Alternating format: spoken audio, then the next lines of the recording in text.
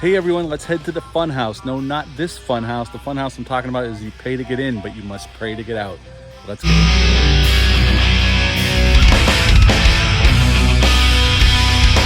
Hey, welcome back to my channel. Hope you're all doing well out there. Today we're going to have some fun and head on over to the carnival. But before we go over to the carnival to check out the attractions, please do me a favor, like, comment, subscribe. Join me here. We appreciate that. Today we're going to talk about Toby Hooper's The Funhouse. This film dropped on May 13th of 1981. It's rated R. It's an hour and 36 minutes long. Had a budget of $3 million, and upon release it made 7.8.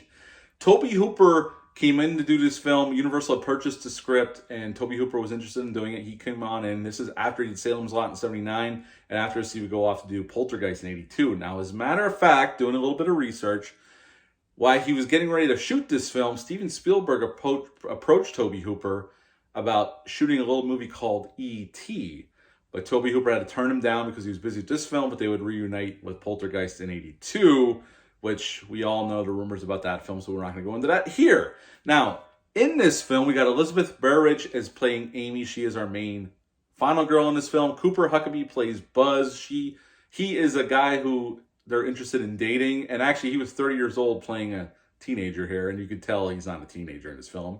And Kevin Conway plays the Barkers. He plays all three Barkers you see throughout this film. He plays the Funhouse Barker, plays the Freak Show Barker, and he plays the Strip Show Barker all as well. And that's why he agreed to do this film. He said, if you let me do all three Barkers, I will do this damn film. And Toby Hooper said, you're on. And he came in and did a fabulous job here.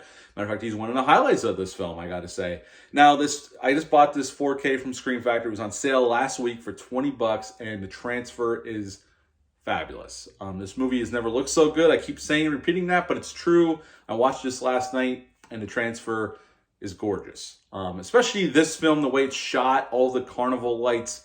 It looks fantastic, and they did a really nice job with this transfer, so kudos to Scream Factory on that disc right there. And there's a good interview with Kevin Conway before he passed away on there, and there's an interview with Mark Lester, who produced this film, who directed Class of 1984, Commando. So yeah, he produced this film as well. And originally this film was supposed to be low budget, like a $400,000 production. When Universal got involved, they upped the budget to $3 million, which allowed Toby Hooper to bring a real carnival in and real carnival workers to be background characters. And they shot this in Miami, right around Miami, Florida as well. Now, this film is a very simple setup. We have basically got a bunch of teens going to carnival, and we got Amy and Buzz, who are on a date, and two friends of theirs who are boyfriend and girlfriend, and they go to this carnival and are checking out all the attractions. And before I get into the likes, and basically they're just checking out the Freak Show, and I mean, this is like an old school carnival, the Freak Show, and all this kind of fun, grimy stuff going on. A strip show, which they used real strippers from Miami, and kudos to Toby Hooper for keeping it real. And they just see some weird things, and then they decide to go through the Funhouse, and they get this brainiac idea, the one friend, about let's sneak in and spend the night in the Funhouse. So they sneak into the Funhouse. This is where the movie really picks up the steam. And they're in this one room of the Funhouse, and all of a sudden they see a light come on underneath, and they can hear somebody talking. And they see the helper, who's still dressed in the Frankenstein mask. I think they call his name is Gunther in the film, but they don't really, besides being the son of the Barker, that's about all we really know, besides they've been with the carnival for a very long time, and the mother has since passed away. He was going to pay this older woman to have sex with him. And he gives her $100, and he's a little bit quick on the draw, and she's going to leave. Well, he gets frustrated and ends up killing her, and the kids are mortified, and they're trying to get out. Well, the Barker shows up. He's pissed because it's one of their own. He's like, and apparently they've done this before where he's killed people, and they've covered it up, but it's always been locals, not one of their own, which is somebody who's a part of the carnival. So he's pissed off, and he's raging at this guy, who we come to find out is his son. And when the son takes his mask off, he's all deformed and looks like a mongoloid kind of. Rick Baker did the effects for this film. He made the Frankenstein mask, and he made the prosthetics for the son, who is definitely not looking so good. He looks like a monster, pretty much. This turns into a monster movie really fast. And then they discovered, fast forward to this, they discovered the kids are there, and they're hunting them down because they know they're going to go to the cops and he's going to lose his son, and he won't allow that to happen. And pretty much they start killing the kids off one by one. And the final girl has to kill the monster because Kevin Conway's Barker has already been killed. And she dispatches of the monster. She gets out. And that is the end of the Funhouse. What to like about this film? I think the cast is pretty good. I mean, it's mostly unknowns here, except for Kevin Conway. I mean, at this time in their career, I mean, they've gone on to do other things. But at the time when this movie was made, they were pretty much newcomers. They'd done a few things, but this was kind of their first big break.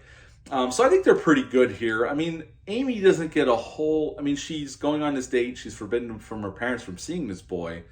But she goes anyway, and she lies to them about staying over her friend's house so she can stay at this fun house overnight with them. But, I mean, she becomes pretty whiny for a good portion until the end. And when she does dispatch the monster, it's kind of... she gets lucky. But she does survive. She's the only one to make it. And so she's fine here. She she's not the most interesting character here. I think the Barker and his son are the two most interesting characters here. The kids are fine, and we do spend enough time with them to get to know them a little enough before they start getting picked off. But I still say the most interesting characters are the Barker and his son, and their story, their backstory is more interesting to me anyway, and the history of this carnival, actually.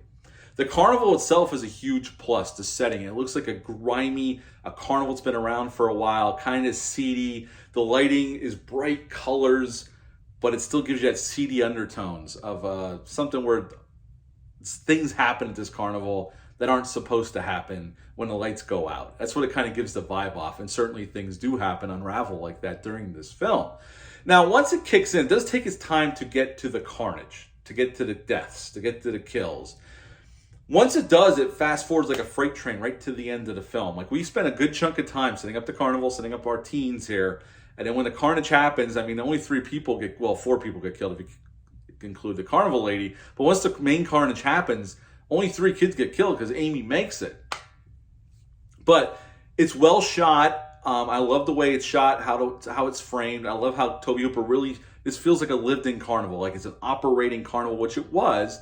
They just paid to have it set up there so they can shoot this movie, but it was an operating carnival until that point, and probably after they used it to shoot this film.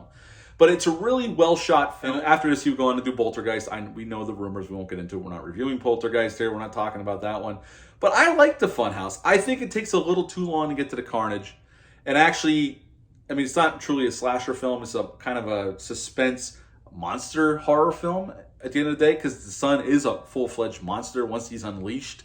But Kevin Conway gives a great performance. He's very fun here as the Barker. All 3 Barkers, when he's doing it, are great. He's giving a really great performance here, and I buy him as that character that's been working at this carnival for way too long. But again, the setting sells it. I think it takes a little bit too long to get to the carnage. We probably could use 1 or 2 more characters to pad out the body count.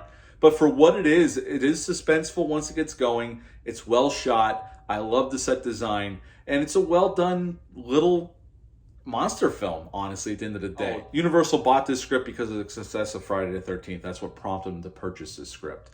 But overall, The Funhouse is a movie I've always enjoyed. It certainly looks beautiful in that 4K right there by Scream Factory. And at the end of the day, it's not a perfect film, but I would give it an 8.5 out of 10. It's a very enjoyable suspense monster movie, and the sun effects look pretty good. Rick Baker's one of the greatest effects artists of all time, and he does a nice job here. It's not some of his best work, but it's still pretty damn convincing, and I've always enjoyed this film. So yeah, 8.5 out of 10 for The Funhouse. What are your thoughts on this film? Leave a comment down below, let me know. Hit the thumbs up and subscribe button, share this video, I greatly would appreciate that. I'll be back with some more videos, but until then, bye.